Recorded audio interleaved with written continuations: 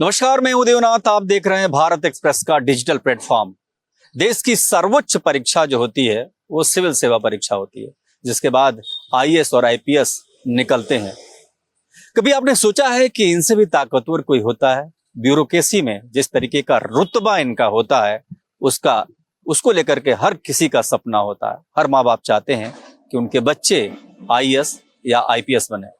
लेकिन पिछले कई दिनों से यानी 7 दिनों से एक आईपीएस के आत्महत्या की कहानी पूरे देश को परेशान कर रही है। ये कहानी बहुत दिलचस्प है लेकिन उतनी ही दुखद भी। एक आईपीएस अधिकारी अपने सुसाइड नोट में लिखता है कि उसको जात सूतक सब कहा जाता है, उसको बार बार परेशान किया जाता है और उसके बाद वो 8 पेज के अपने सुसाइड नोट में 15 बड़े आला अफसरों पर आरोप लगाता है और फिर अपनी कनपटी पर गोली मारकर मौत की नींद सो जाता है। इस घटना के बाद बहुत सारे सवाल खड़े हुए कि क्या आईपीएस इस कदर तनाव में था कि उसे आत्महत्या करनी पड़ी। और ट्रेनिंग भी तो इसी बात की होती है कि जो आईपीएस है वो तनाव को कैसे झेले, कैसे दबाव को भी नजरअंदाज करे। लेकिन क्या यहां पर कुछ और मसला था? ये जांच का प्रश्न है। लेकिन परिवार पूरा बड़े अफसरों से भरा पड़ा है। पत्नी भी आईएएस थी और वो भी जापान दौरे पे थी हरियाणा के मुख्यमंत्री नायब सिंह सैनी के साथ। आत्महत्या से पहले पूरन जी ने उन्हें भी कॉल करने की कोशिश की, लेकिन कई बार कॉल करने के बावजूद भी, चूंकि वो एक शिष्टमंडल में थी, मुख्यमंत्री के साथ थी, वो फोन नहीं उठा पाई। उन्होंने अपनी बेटी को कहा लेकिन उन्होंने भी नहीं उठाई फोन। इसके बाद आत्महत्या की खबर आती है, वो सीधे जापान से चंडीगढ़ आती हैं। लेकिन इस कहानी में अब कई पेंच आए।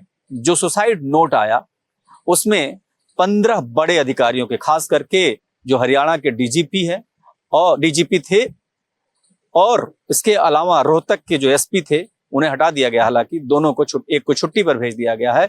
इन दोनों के खिलाफ उन्होंने गंभीर आरोप लगाया। अब इस आरोप के बाद राजनीति हवा परवान मार रही है। तमाम सारे बड़े नेता चाहते हैं कि इन दोनों की गिरफ्तारी हो।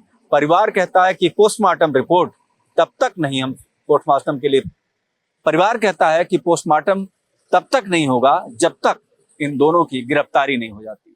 और इसके बीच इनके 132 कोठी नंबर पर लगातार तमाम राजनेताओं के पद चिन्ह आ रहे हैं। ये सड़क बिल्कुल सूनी थी लेकिन अब पूरी तरीके से भरी पड़ी है, क्योंकि यहाँ पर हर दिन कोई न कोई नेता, कोई न कोई राजनेता, कोई न कोई अभिनेता और कोई न कोई समाजसेवी और कोई न कोई संगठन का यहाँ आ रहा है, उनको समर्थन दे रहा है और कह रहा है कि दुख की इस घड़ी में वो उनके साथ हैं। लेकिन सवाल इस बात का है कि एक आईपीएस को आत्महत्या क्यों करनी पड़ी? इस आत्महत्या के पीछे की बड़ी वजह क्या है?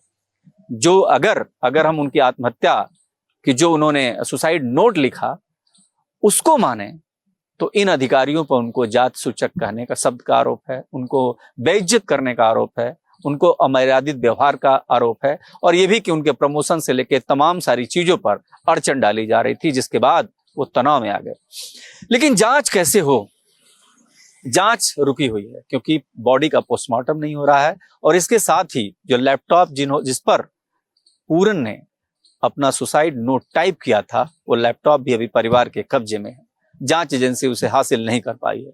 तो जांच की दिशा कैसे आगे बढ़े, ये सवाल बहुत महत्वपूर्ण है। और ये भी जो एक्सपर्ट कह रहे हैं कि ज्यादा देर तक, यानी आज 7 दिन बाद भी जो पोस्टमार्टम नहीं हुआ, अगर ये विलंब होता रहा तो जो साक्ष्य है, सबूत हैं, वो मिटने के कगार पर हो सकते हैं, यानी सबूत नष्ट हो सकते हैं। इन सब के बीच राहुल गांधी आ जाते हैं। राहुल गांधी कहते हैं कि ये मैसेज बहुत खराब जा रहा है। ये मैसेज जा रहा है कि दलित चाहे जितना भी पावरफुल पद पर क्यों ना हो, उसकी अनदेखी की जाएगी, उसको न्याय नहीं मिलेगा। ये मिथक टूटना चाहिए। इसके अलावा चिराग पासवान भी आते हैं। चिराग पासवान भी कहते हैं कि एक मैसेज जाना चाहिए कि कोई भी हो, न्याय होकर रहेगा, चाहे कितना भी प्रभावशाली व्यक्ति क्यों ना हो।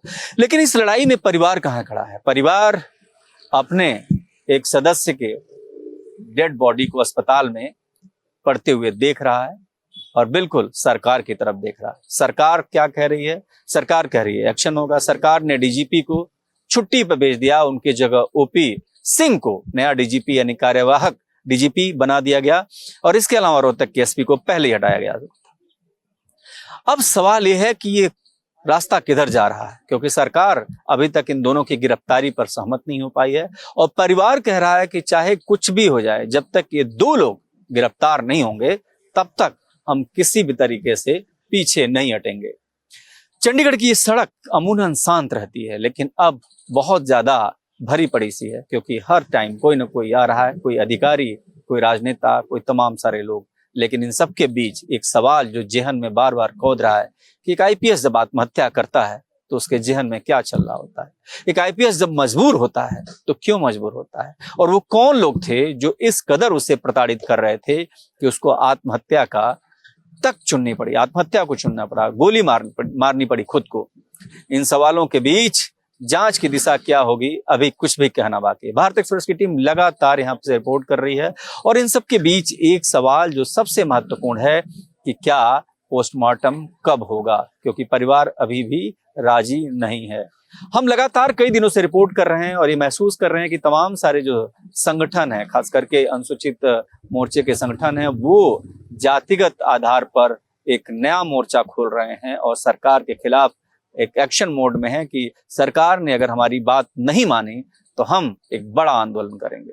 आंदोलन की भनक सरकार को भी है और सरकार ने इसीलिए अलर्ट जारी किया हुआ है। ये अलर्ट ये है कि किसी भी तरीके के धरने प्रदर्शन की स्थिति में अब अधिकारी चौकन्ने रहें।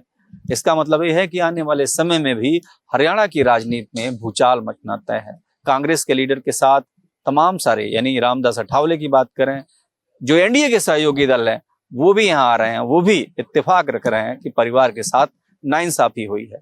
तो जाहिर सी बात है कि इन सब के बीच एक टूटी सी आस लिए परिवार अब भी इस उम्मीद में है कि शायद ये दोनों बड़े अधिकारी गिरफ्त में हैं और परिवार को न्याय मिलेगा।